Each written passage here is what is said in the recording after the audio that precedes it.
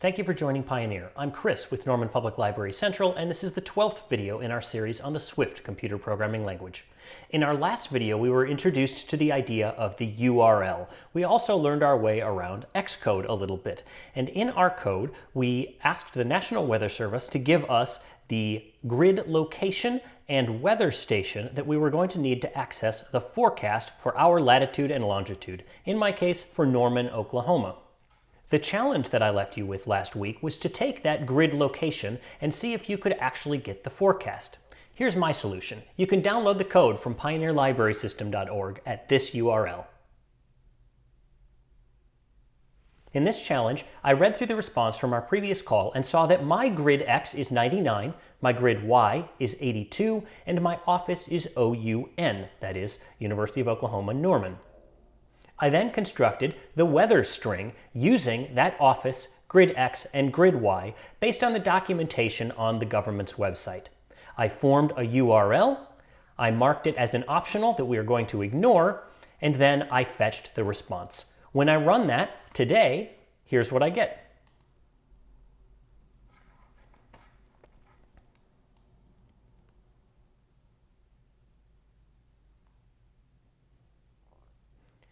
I find the output in the section called Properties, and in Properties I can see a number of periods, and the first period for me right now is today, although if you're running this in the afternoon, you might see this afternoon or this evening, depending on exactly when you're watching this video.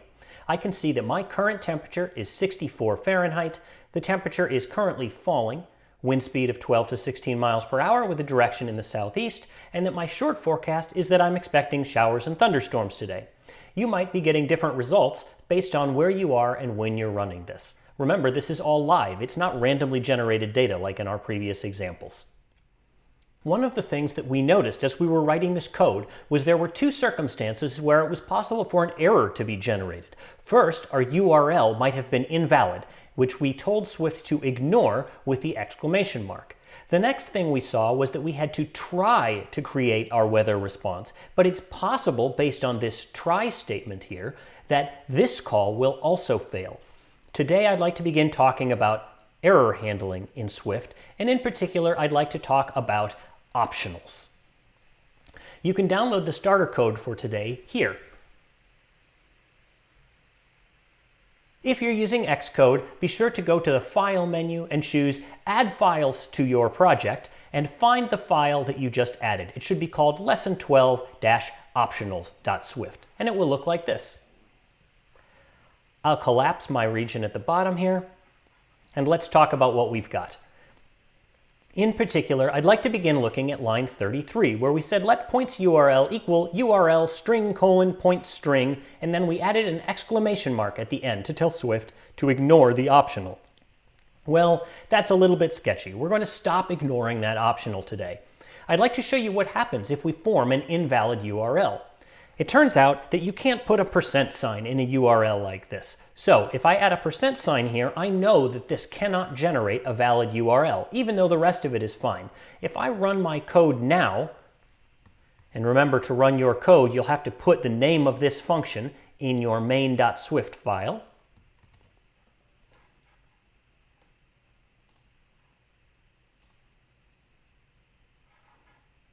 My output from Swift is a fatal error, unexpectedly found nil while unwrapping an optional value. This is telling me that this call failed, and the exclamation mark is telling Swift that if this call fails, that my entire code should fail. Unexpectedly found nil tells me that when an optional is not created, it is set to the value nil, N-I-L. In this case, we're going to now delete that exclamation mark at the end of the line and begin handling this properly. I'll give myself a few blank lines. One potential way of handling this, using a technique that you already know, is to use a normal conditional statement. If I say, if points URL is equal to nil, then I can print out a better error message.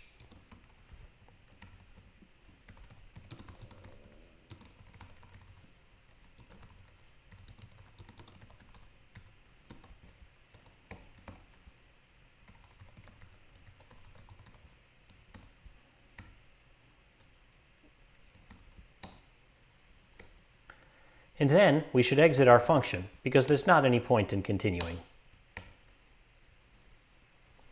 However, the Swift compiler is suggesting to me that points URL here is still an optional, and that's the problem with this particular technique. Although I have checked to see whether it has been set to nil, my later code still has to tell Swift explicitly, using an exclamation mark, to ignore the fact that it's optional, and that is error-prone and not a very good idea. So let me show you an alternate technique for handling this. I'm going to introduce you to the idea of a guard. A guard protects the rest of your code from an optional failure. Here's how it works.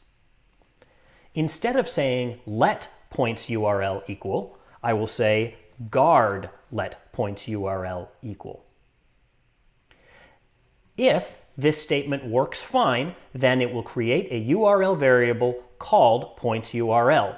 If it does not, I will provide the code with an else statement.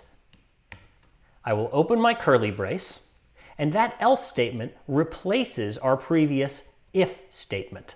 So I can keep my same print statement and my return statement. I now have guard let points URL equal a URL, else open curly brace, I print my error and I return. At this point in the code, once you've gotten past line 36, points URL is guaranteed to exist. If it did not exist, then it would have failed with line 34. Clicking on points URL and looking in your quick help shows you that it is indeed a URL and not a URL question mark.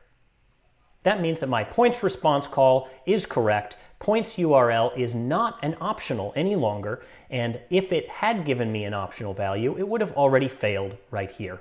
If I run my code now,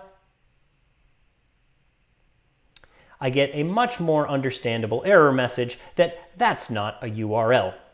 In later lessons, we'll learn how we can apply the same response to our try statement.